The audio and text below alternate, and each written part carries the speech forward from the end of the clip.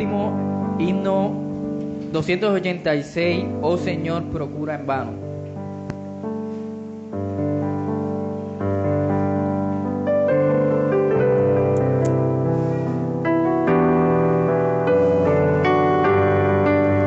Oh Señor, procuro en vano mi conducta reformar, pues ningún poder humano santidad me puede dar. Es mi vida de pecado, diaria ofensa para ti, pero mi alma ha confiado en tu sangre carmesí.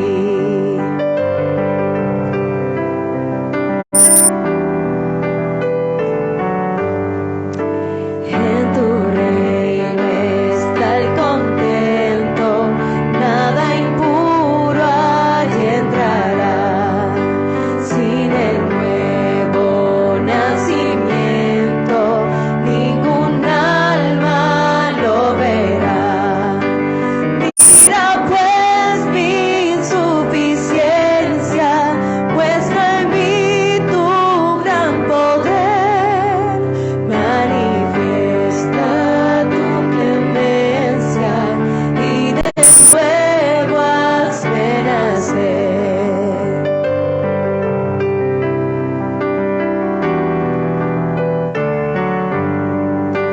Ven Espíritu Divino, ven y escucha mi oración.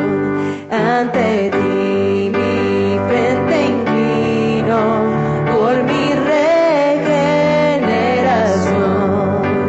No vacilo en la esperanza, he llegado a creer que la bienaventuranza en el cielo he de tener.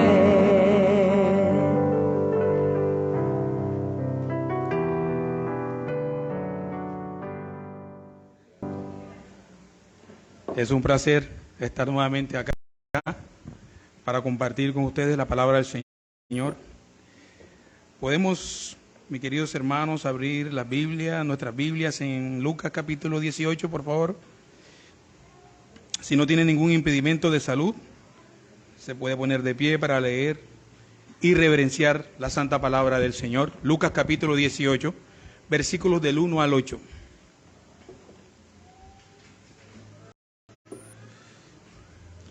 Lucas capítulo 18, versículos del 1 al 8. Los niños que ya saben leer, pueden leer junto a sus padres, y si tienen una Biblia deben seguir la lectura también.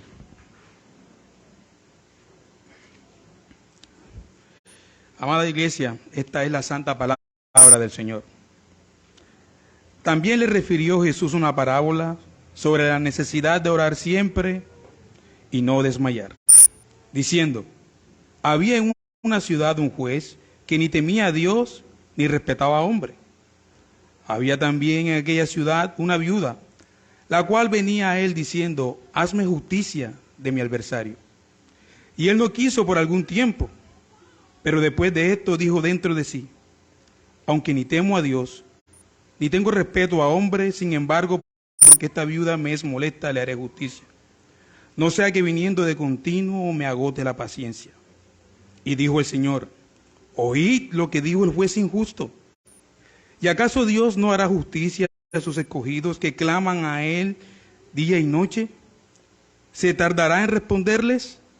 Os digo que pronto les hará justicia. Pero cuando venga el Hijo del Hombre, ¿hallará fe en la tierra? Podemos sentarnos. Amado Dios, te damos gracias por tu santa palabra, Padre amado, la cual, Señor, tú has inspirado, Señor, y has preparado, Señor, para nosotros. Porque por medio de esta palabra, Señor, por medio de las Escrituras, los creyentes podemos ser convencidos de quién eres tú, Señor.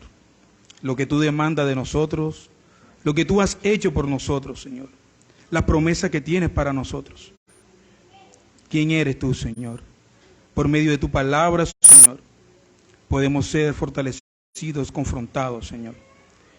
Y nuestro corazón puede ser renovado hacia una esperanza nueva, Padre. Muchas gracias en Cristo. Amén. Muy bien, amada iglesia. Iniciamos una nueva serie, en este caso mi persona.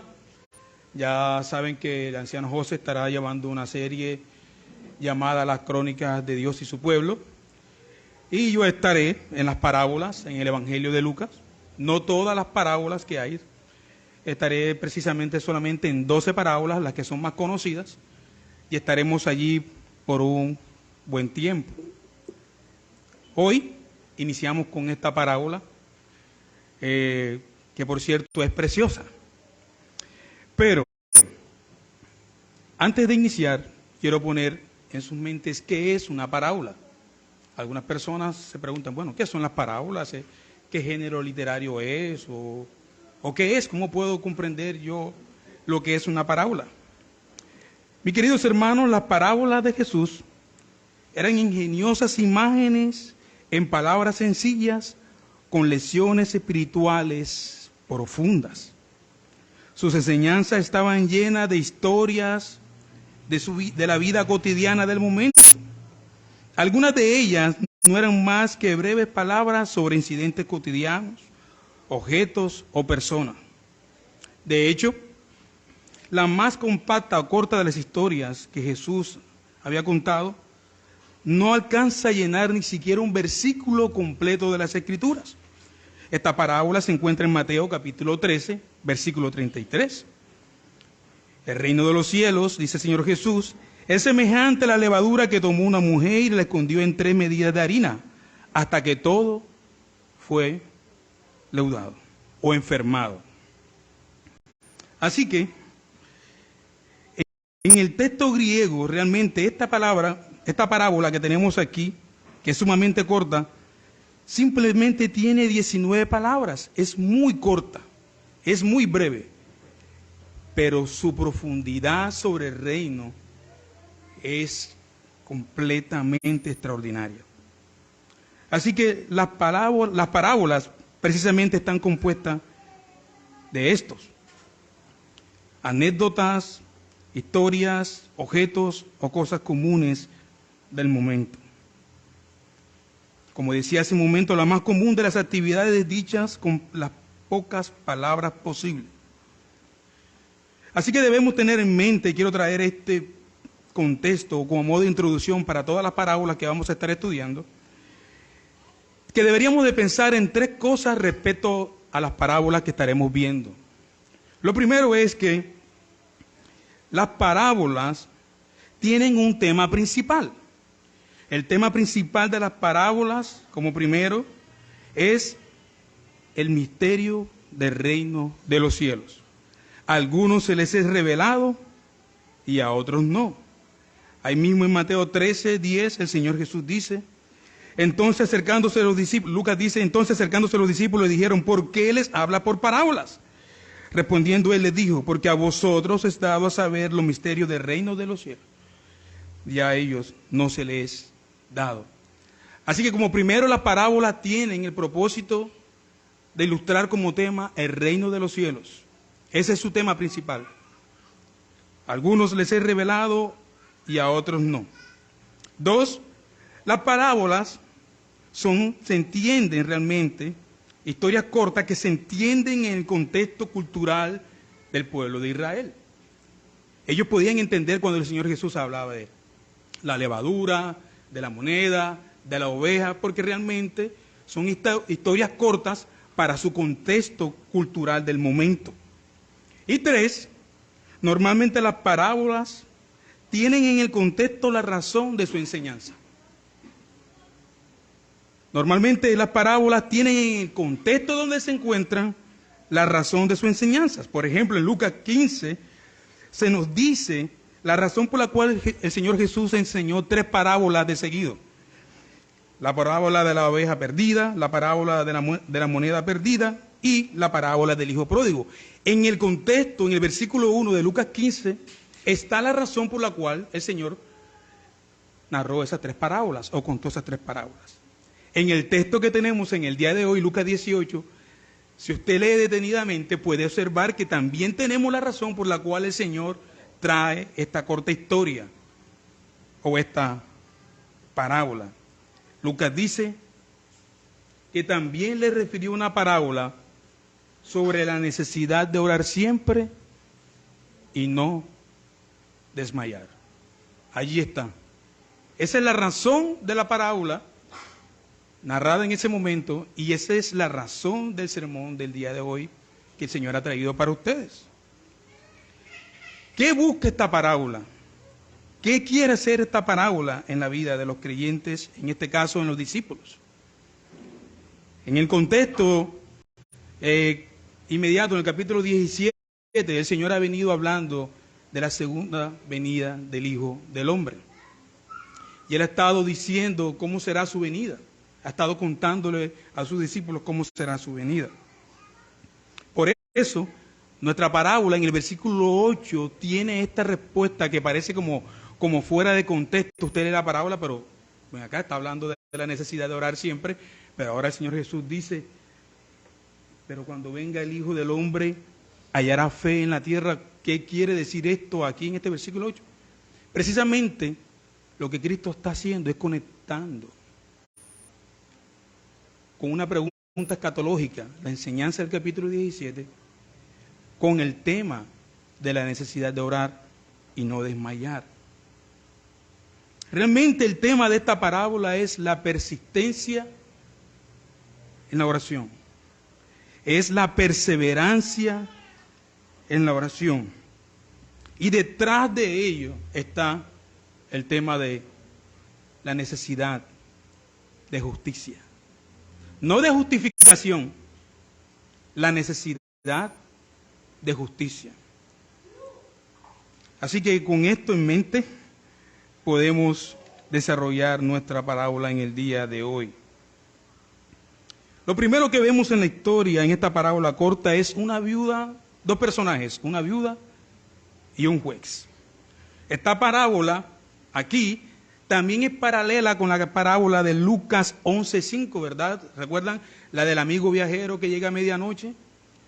En esa parábola Lucas también usa dos personajes principales. El vecino, ¿verdad? Y el anfitrión de la parábola. El viajero de esa parábola se menciona una sola vez, como en Lucas 18 se menciona solamente una vez el adversario de la viuda, por el cual ella requiere que se le haga justicia. Ahora, mis hermanos, deberíamos pensar un poco más por qué Cristo narra esta parábola y usa una viuda. Acabamos de decir que las parábolas contienen bastantes recursos de su contexto cultural e histórico. ¿Por qué él aquí no narra una parábola usando otro recurso o otro oficio, sino una viuda? ¿Por qué una viuda? Las escrituras, mis hermanos, nos dan bastante luz sobre esto.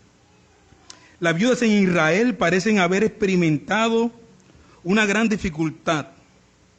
Las numerosas leyes proteccionistas indicaban que la opresión y la privación eran los que le habían tocado a las viudas por suerte. Pero Dios mismo, mis queridos hermanos, defiende la causa de la viuda en Deuteronomio capítulo 10, versículo 18. Y Dios mismo maldice al hombre que le niegue justicia a la viuda. Deuteronomio 27 y 19. La viuda, mis queridos hermanos, estoy haciendo teología bíblica bastante resumida, la viuda tomaba el lugar de su difunto esposo y en la corte ella era considerada igual a un hombre. La viuda o divorciada, dice el texto explícitamente, que haga un voto o compromiso será obligada a cumplirlo. Deuteronomios, Números 30, versículo 9. Así que cualquiera que quiera privar a la viuda de sus derechos tendrá que enfrentarse a Dios. Dice el Salmo, capítulo 68, versículo 5. Así que sí tenemos en la Escritura bastantes recursos acerca de las viudas, ¿no? De que Dios mismo es el defensor tanto de las viudas como de los huérfanos. Eso es importante decirlo. Dios es el defensor de ellas. Sin embargo, mis hermanos, las viudas eran maltratadas.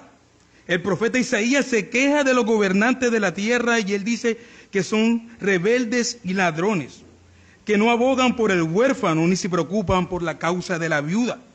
Isaías 1:23. Malaquías declara que Dios estará presto en dar testimonio, contra quienes oprimen a las viudas y a los huérfanos. Así que, mis queridos hermanos, Cristo trae en la parábola una viuda y ellos están entendiendo por qué Él trae una viuda a esta parábola. No es ocasional, es intencional. Primero que todo, era su deber el guardar y proteger a las viudas y a los huérfanos. Así que detrás de esto, mis queridos hermanos, hay una gran enseñanza. Ahora, Jesús le dice a sus discípulos que había un juez injusto en tal ciudad y que esta viuda estaba desprotegida, ¿cierto? Usted se preguntará, ¿por qué esta viuda no va a un juez creyente? ¿Por qué no va a Dios? ¿Por qué ella va a un juez injusto? Es intencional todo lo que Cristo está haciendo en esta parábola, porque lo que veremos en toda la parábola es un contraste realmente entre lo que es un juez injusto y lo que es Dios. Y Lucas se va a encargar de oscurecer lo más que pueda a este juez injusto, para que el juez que es verdaderamente justo, que es nuestro Señor, brille. A la medida que el juez injusto sea más oscurecido, el verdadero juez que es justo y está presto a hacer justicia a sus hijos, será visto con mayor gloria, mis queridos hermanos.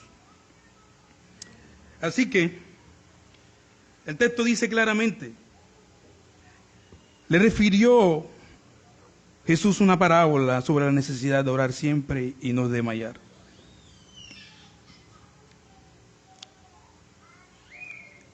Esta palabra realmente desmayar es desfallecer realmente. Y Él quiere poner en sus discípulos el deseo de la perseverancia. Había en esa ciudad un juez que ni temía a Dios ni respetaba a hombre. Y había también en aquella ciudad una viuda a la cual venía él diciendo, hazme justicia de mi adversario. Hazme justicia de mi adversario. Y el texto, Lucas nos deja saber que él no quiso por algún tiempo, pero después de esto dijo dentro de sí, aunque ni temo a Dios, ni tengo respeto a hombres, sin embargo, porque esta viuda me molesta, le haré justicia. La manera como la viuda persevera en su petición es con la persistencia constante. Necesito que me hagas justicia. Vez tras vez, hora tras hora, momento tras momento. Pero como el texto claramente dice que el juez es malvado. Él probablemente cada vez que la viuda venía a él a pedirle justicia, la despedía con la famosa frase, no te puedo atender esta vez, no puedo hacerte justicia. Siguiente caso, por favor. Siguiente caso, por favor. Pero la parábola muestra la perseverancia de esta mujer. Ella venía día tras día. Así que por esa consistencia, por esa perseverancia, los nervios de este juez comienzan a ponerse en evidencia. Y él, cuando la ha despedido, cree que ya va a regresar a su casa, no ha entrado a la oficina cuando la viuda ya está de vuelta allí. Por favor, hazme justicia de mi adversario. Esto tiene una gran enseñanza precisamente sobre el tema de la oración. Porque realmente es allí donde el creyente debe ir a Dios. Cuando nosotros leemos los salmos, están llenos precisamente de oraciones persistentes. De oraciones donde el salmista o los salmistas han llevado su causa al Señor. Ellos no van a otro lugar, como la viuda va a un juez injusto, ellos van a Dios. Cuando nosotros estudiamos el Salmo 3, recuerdan ¿Qué es lo que hace David cuando los hombres se están levantando contra él y planean matarle? Y planean hacerle daño. David lleva su causa a Dios. Señor, esto es lo que estos hombres dicen de mí. Y esto es lo que estos hombres piensan de mí. Mas tú, oh Dios, tú eres escudo a mi alrededor. ¿Recuerdan esa? Es precisamente lo que va a buscar esta parábola. Y cultivar en nosotros la persistencia de la oración ahora. La oración aquí en el contexto es precisamente por la persecución que sufrirán los discípulos, por la persecución y la aflicción de un mundo caído. Así que el Señor narra esta parábola. Él acaba de hablar de la segunda venida, y mientras que el esposo se va, aquí la viuda es como la iglesia, rogando vez tras vez: Señor, venga a tu reino. Padre mío, venga a tu reino, Señor. Señor, hazme justicia, Señor. Hazme justicia de mi adversario. Y esta palabra realmente, justicia, lo que quiere decir es: estudie mi caso o ayúdeme a tener justicia, reivindíqueme, por favor. Lo decía hace un momento, no es la misma justicia que nosotros estudiamos por la fe, justificación por fe, no. Esto es la necesidad de ser reivindicado, de que el Señor vengue tu causa, de que el Señor restaure tu causa, te defienda, te ayude y te persevere en medio de la aflicción. Eso es lo que busca realmente esta parábola con esta clase de petición. Hazme justicia, por favor. Ella le pide a este juez que le ayude a pesar de su reputación indiferente. Ella sabe que este hombre es malvado, sin embargo, no tiene otra opción y ella voy a él, vez tras vez, vez tras vez, vez tras vez. Nosotros sabemos que cuando hay un juez malo, alguien te dice: no lleve tu causa o tu caso a un juez como este porque es malvado, al contrario, va a entorpecer tu causa. Pero la viuda sabe eso. Sin embargo, ella es persistente. Vez tras vez, vez tras vez. Ella sabe que la única arma que tiene es ir día tras día con la misma petición. Día tras día con la misma petición. Hágame justicia contra mi adversario. Hágame justicia contra mi adversario. Así que este hombre, por otro lado, no tiene ningún temor de la viuda. Al contrario, se burla de ella, la ignora. Pero la persistencia de esta mujer, su perseverancia, está logrando sacar lo mejor de este juez injusto. Su perseverancia está logrando sacar de este hombre malvado lo mejor. Y eso es lo que va a buscar Lucas. Si un juez como este malvado, ¿cierto?, testarudo, tosco, puede hacerle justicia a esta viuda, ¿cuánto más nuestro Dios puede llevar nuestra causa? Hermanos, no tenemos mucho que redondear en esta parábola. Esa es la verdad. Si un juez tan malo como este puede, en medio de su maldad, hacer justicia a la viuda, ¿cuánto más nuestro Dios, que es bueno, no hará justicia a sus hijos? En un mundo caído donde somos oprimidos tanto en el trabajo, en las universidades, en las escuelas, no sé a cuánto les ha sucedido, pero a veces nuestros hijos llegan llorando de las escuelas por alguna situación. Son difamados por ser creyentes o por alguna de estas razones, a usted en su mismo trabajo, por ser cristiano. Sufre por eso persecución, y no estoy hablando de persecución de matarlo, pero sí rechazo, de alguna manera homofobia por ser creyente. Estamos en un mundo caído donde las personas detestan literalmente al creyente. No quieren nada con creyente, ni en los negocios, ni en nada de eso. Porque el creyente tiene otra filosofía de vida. Así que este juez ayuda a la viuda con una razón, con un propósito completamente malvado. Él va a hacer justicia, pero la justicia que él va a hacer es egoísta, como él lo es. ¿Sabe cuál es? le voy a hacer justicia. No sea que viniendo de continuo me agote la paciencia. Y el Señor Jesucristo le dice a sus discípulos, oíd lo que dijo el juez injusto. Oíd lo que dijo el juez injusto. Él va a hacer justicia por el hecho de no volver a ver a esa viuda tocando la puerta todos los días a las 6 de la mañana, luego a las 12 del mediodía, luego a las 6 de la tarde, luego un mensaje de WhatsApp, luego una llamada por Telegram, luego ella está ahí vez tras vez. Necesito que me haga justicia. Por favor.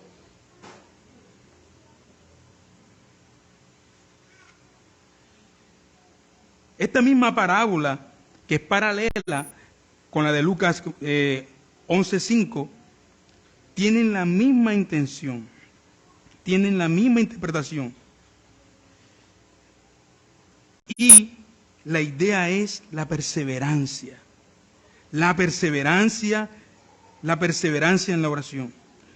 Jesús dice, oí lo que dijo el juez injusto.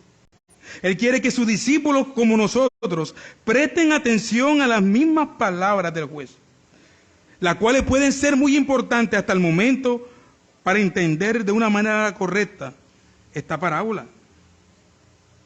Como en este amigo de medianoche en Lucas 11, Jesús usa estos contrastes vez tras vez. Porque solamente así ellos pueden aprender la clase de juez que tiene el creyente.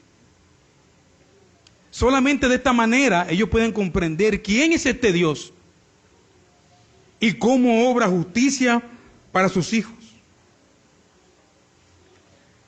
¿Y acaso, dice entonces el Señor, y acaso Dios no hará justicia a sus escogidos que claman a Él de día y de noche? En otras palabras, no deberíamos pensar en Dios, que es una deidad inamovible, como un juez malvado. No deberíamos pensar cuando oramos y llevamos nuestras causas a Dios, vez tras vez, Señor, yo estoy orando por esta situación y no veo respuesta. ¿Eres acaso como este juez malvado, que estoy llevando mi causa vez tras vez y no me escuchas? No, mi hermano. El Señor va a decir más adelante, os digo, que sí le va a hacer justicia. Que precisamente el Señor escucha las oraciones de sus hijos y lleva su causa y les fortalece en medio de sus problemas y dificultades. El significado realmente es este. Si este fue malvado, como lo he dicho en repetidas ocasiones, quien por su propia decisión no escucha a Dios ni a los hombres, no teme a Dios ni a los hombres, es un hombre completamente malvado por donde usted lo quiera ver. Se dio a la petición de la viuda, cuanto más justicia hará Dios a sus escogidos que claman a Él de día y noche. El problema aquí es, ¿clama usted a Dios de día y de noche? Clamar con voz al cuello, como dice David en los Salmos, con mi voz clamé a Jehová, voz a cuello, y Él me oyó desde su santo monte. Probablemente usted se encuentra en una situación donde no necesita más poder humano porque no ha podido, sino el único poder divino de Dios para obrar su causa y darle justicia. El Señor no se tarda en responder nuestras oraciones, porque cuando nosotros estamos llevando nuestra causa a Dios, el Señor nos está forjando el carácter, nos está trayendo, nos está haciendo pacientes, nos está formando y nos está haciendo perseverantes. No es que Dios se tarde, mi querido hermano, es que Dios siempre responde las oraciones en su debido tiempo, y mientras Él está formando al creyente por medio de las constantes oraciones y peticiones.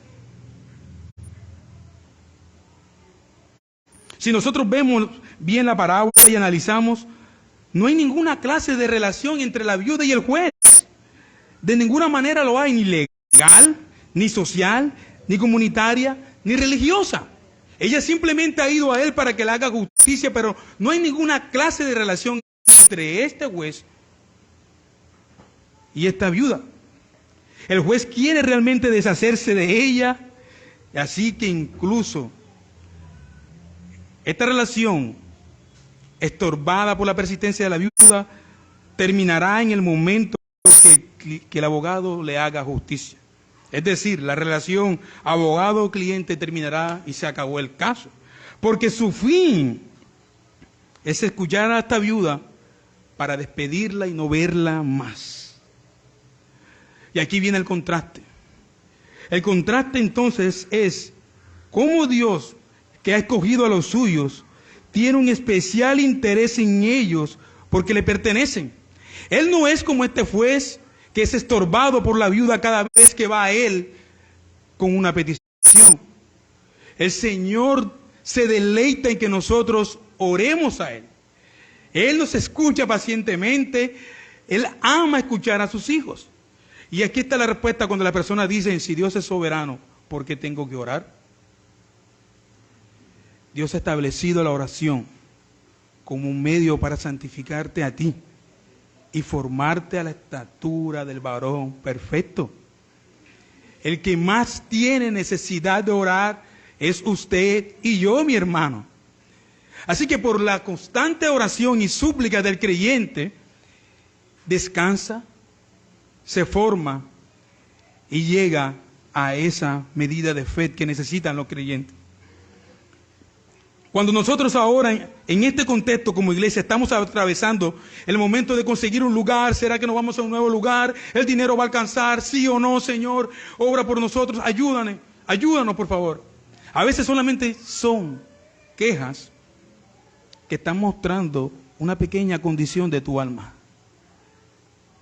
No has confiado que tienes un juez justo, un Dios que escucha las oraciones, un Dios que la responde en su tiempo.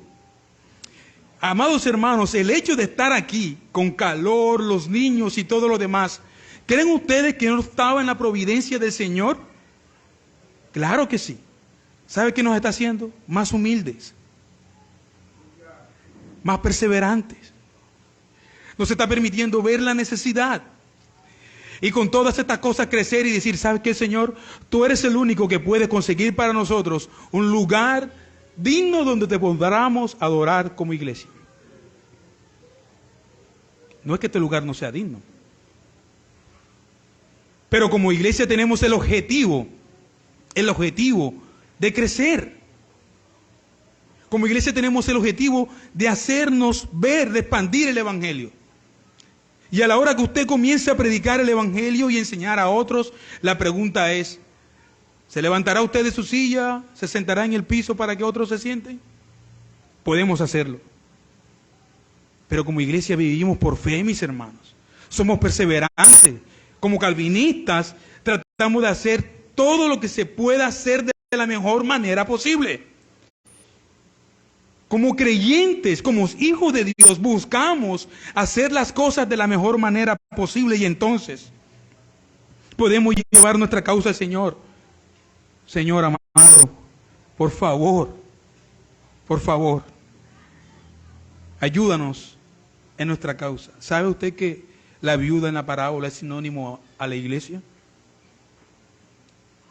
La viuda en la parábola es la iglesia orando a su esposo. Regresa, esposo mío, provéeme y vísteme de justicia. Y el Señor lo ha hecho, mis hermanos. Y el Señor responde a sus hijos. Y el Señor los acoge y los sienta en su regazo y los escucha. A veces son las mismas pataletas y el Señor ha respondido. Yo dije que no, cerré la puerta.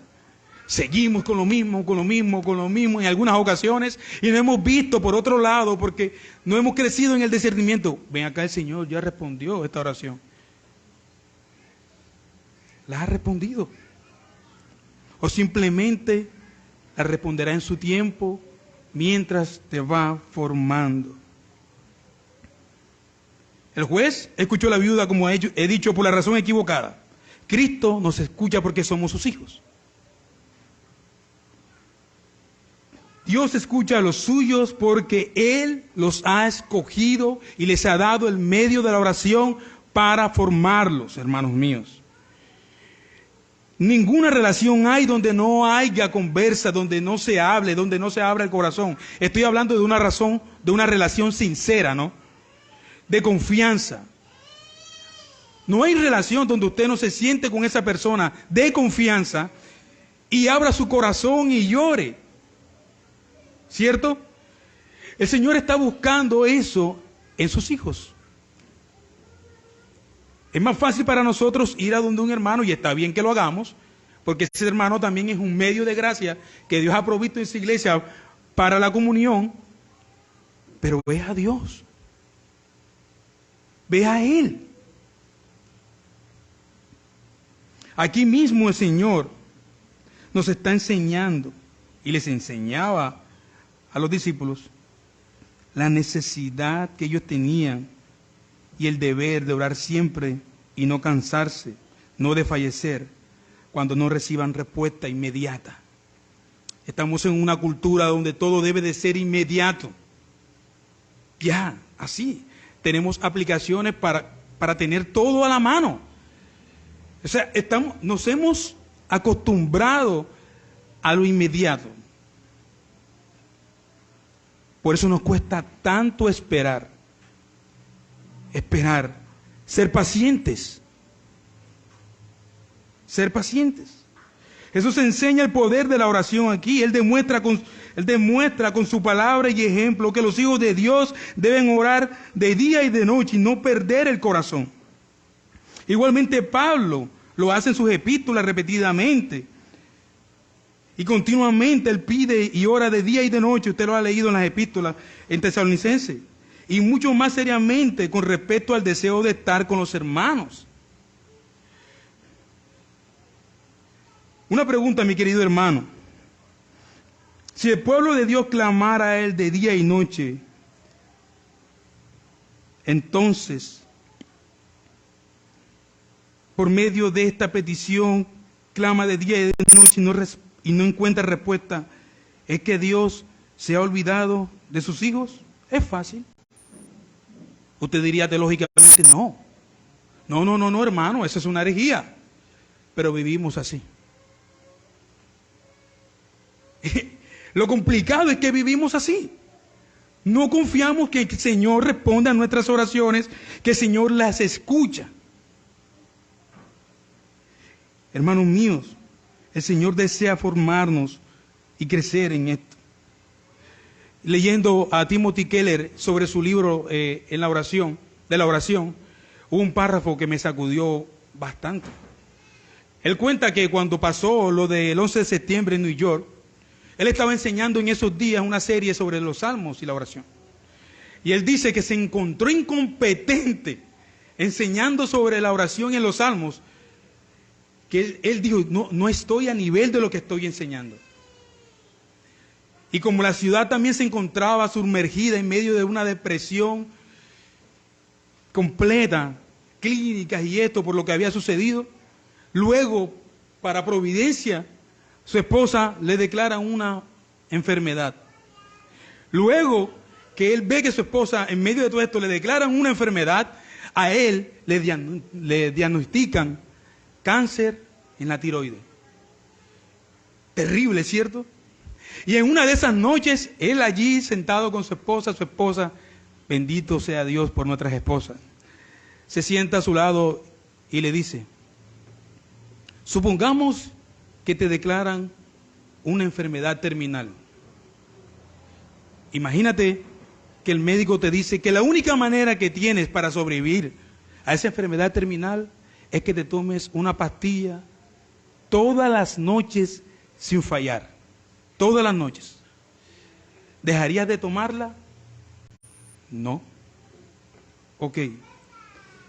Precisamente eso es lo que nosotros necesitamos con el tema de la oración. Y él dice que desde ese día, por medio de la ilustración de su esposa que lo sacudió, él no ha dejado de orar junto a su esposa. puede estar en la otra parte del mundo. Él llama y se reporta: amada mía, vamos a orar. No una hora, lógicamente, pero podemos orar. Oremos. Así que el concepto de oración de nosotros, no sé cómo es que lo tenemos realmente. Realmente los reformados luchan con la oración. Realmente cuando se hacen encuestas en la iglesia presbiteriana o reformada, la gran lucha de los creyentes es que no oran. Ellos dicen que yo no ore, no quiere decir que la Biblia no enseña que debo orar, pero no oran.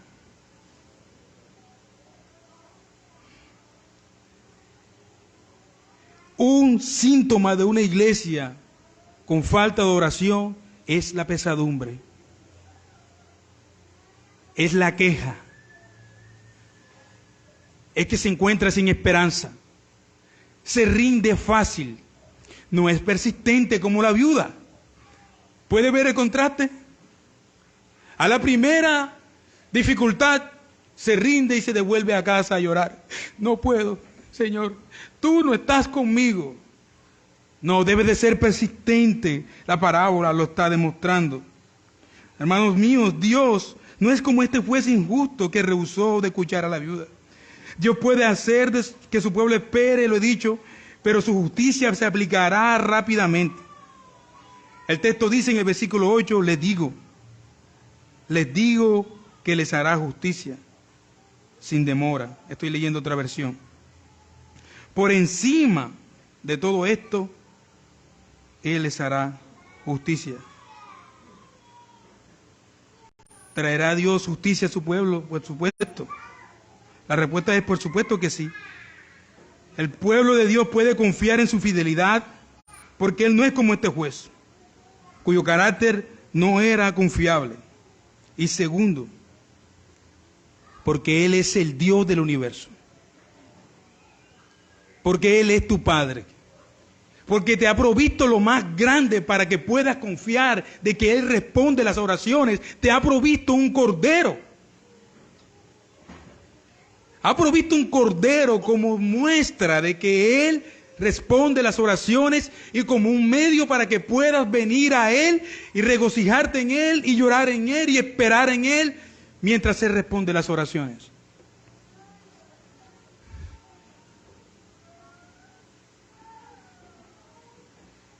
Amados hermanos, las oraciones del Señor, algunas son respondidas rápidamente y nos sentimos contentos, felices. Oh Señor, gracias, has respondido. O a veces, como una mujer que ha sido defraudada por su esposo, lo que simplemente ve es que ha fracasado. Porque no ve. Algunas personas dicen, veo que el techo se ha vuelto de acero. No veo días brillantes para mí. Solo veo días grises. No veo esperanza. Las personas que sufren de depresión.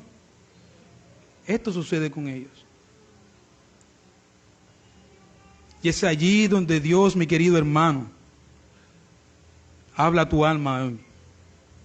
Ven a mí y trae tu causa. Yo escucho tus oraciones y las respondo. Así que esta declaración que tenemos aquí, pero cuando venga el Hijo del Hombre, ¿encontrará fe en la tierra? Como dije hace un momento, parece fuera de contexto. Parece no relacionarse con lo que acabamos de leer. Pero no, realmente se está conectando con la enseñanza anterior. Y al referirse realmente a esto, Jesús vincula el concepto de justicia en el día del juicio con la perseverancia de la iglesia y del creyente en el día de hoy. Jesús recuerda a sus seguidores que en el día de su regreso hallará él una fe tan simple y sencilla como la de un niño. Usted le dice a un niño, esto es una pera, que no lo es, y él lo cree. Usted le dice que las hormigas se transforman en pequeños superhéroes y crecen y van a salir en medio de la noche, si no te vas a dormir, y ellos lo creen. nosotros no tenemos este tipo de fe sencilla. El Señor ha dicho, yo soy tu juez, yo soy tu Padre, yo soy tu provisión. Y nosotros todavía no lo creemos. Esto sonará pentecostal. Yo soy el dueño del oro y de la plata. Busca un terreno, muévete en fe, en perseverancia, que yo respondo a las oraciones. No, hermano, eso suena muy pentecostal, varón, eso no. Bueno, precisamente, Dios nos manda a orar así. Lo que pasa es que hemos entrado al otro extremo. Nos hemos ido al extremo. Entonces, tenemos un tipo de doxología y de oraciones bíblicas y todo lo demás, pero hasta ahí se queda en 4 paredes. Pero el Señor nos desafía a tener fe, a ser perseverantes, a movernos como la viuda. ¿Usted no cree que Dios puede hacer algo y nos encontremos un juez de estos malvados y diga, ahí está ese terreno, hermano, páguemelo cuando puedan? Esto de alguna manera usted dice, hermano, eso es irrazonable. No, mi hermano. Parece que la teología reformada te ha hecho daño. Cuando usted lee las historias de los hombres en medio de la reforma, usted se va a encontrar con historias extraordinarias. Como el hombre que proveía alimento para todos los niños y no tenía. Y el Señor respondía cada mañana. George Muller se llamaba. George Muller. Y él oraba cada mañana y los niños en la mesa y él oraba. Y usted lee eso. Yo estoy seguro que usted lee eso y usted dice, yo no creo esto. No lo creo. ¿Y sabes cuál es el peor pecado? Y es el pecado imperdonable. La incredulidad. No creer, mis hermanos. No creer que Dios hará. Así que el creyente puede estar seguro de las promesas de Jesús acerca de su regreso. Él ha prometido. Ahora, este es el vínculo del capítulo anterior 17 y este. Él ha prometido que regresará. Él se ha comprometido con su regreso. Pero por el otro lado está el creyente y el Señor te pregunta, bueno, ¿y tú? ¿Serás fiel a las oraciones? ¿Tomarás una decisión sin orar? ¿O primero oras y eres fiel a las oraciones y yo te dirijo? Dios ha cumplido su parte como un Dios de pacto. Pero el creyente es responsable. Y eso incluye que debe de ser fiel a las oraciones. Debe de amar a Dios. Debe de buscar su rostro. Y debe de confiar que Él provee. La similitud entre el persistente amigo de la parábola de Lucas 11, que medianoche saca a su vecino de su cama, y de la viuda que continuamente regresa al juez, es clara. Ninguno de los dos tiene a dónde ir y ambos sabían que si insistían verían el resultado de sus ruegos respondidos. Creyente, tú no tienes más a dónde ir. Es a Dios que tienes que ir. Que Dios abra una puerta para un nuevo empleo no es que lo hiciste por tus medios. Dios ha obrado por eso. Que Dios te ha provisto para poder reestructurar nuevamente tu empresa, Dios lo ha hecho. Dios involucrado en la vida de sus hijos continuamente, siempre, siempre. La persistencia de estas dos parábolas nos llevan a nosotros a decir, si no oro y no persevero en la oración, me voy a morir, porque de otra manera estaré luchando y peleando con Dios y mis propios egos y mi propio yo. En medio de esta parábola Jesús exhorta a sus seguidores a permanecer fieles, aunque su regreso pueda involucrar una paciente espera. Y esta promesa desde ese día hasta los días de hoy ha costado la vida de muchos creyentes. Algunos han ido a la hoguera, algunos fueron arrojados a los leones, y leímos Hebreos y podemos ver cómo estos hombres, por medio de esta misma fe y perseverancia, murieron.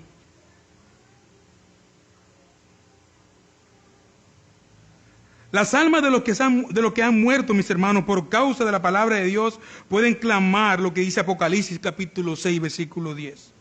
¿Hasta cuándo, soberano Señor, santo y verás, seguirás sin juzgar a los habitantes de la tierra y vengar nuestra muerte? Mis hermanos, nuevamente, la respuesta es que ellos recibirán en su momento la recompensa de este juez. Ninguna parte de la tierra se quedará sin ser juzgada. Dios, como un juez santo, no tendrá por inocente al culpable. Él es un juez justo, santo. Amados hermanos, ¿no te da seguridad poder venir a un juez como este? También le refirió una parábola sobre la necesidad de orar y no desmayar. No desmaye, mi hermano. He sido declarado con tal enfermedad. No desmaye, mi hermano. Mi hijo no quiere volver a la iglesia. No desmayes, mi hermano. Me sacaron No desmayes. No tenemos un terreno donde ir. No desmayemos. Perseveremos en oración. Hemos visto mujeres orar y ganar a sus esposos. Hemos visto esposos orar y ganar a sus esposas. Hemos visto cómo Dios responde a las oraciones vez tras vez. ¿Por qué dudar que Dios responde? Perseveremos en oración. Padre nuestro, te damos muchas gracias por tu palabra, Señor. No queremos ahondar, Señor, en los profundos de la teología, Señor. Queremos llegar a lo práctico, Señor, y que nuestra fe y nuestra vida cristiana aquí y ahora sea desafiada, Señor. Señor, mira nuestra causa como iglesia, Padre. Mira nuestra causa, Señor. Aplica tu palabra a nosotros, Señor. En las áreas donde más la necesitemos, por favor, aplícala, Padre. En Cristo Jesús, el Señor nuestro. Amén.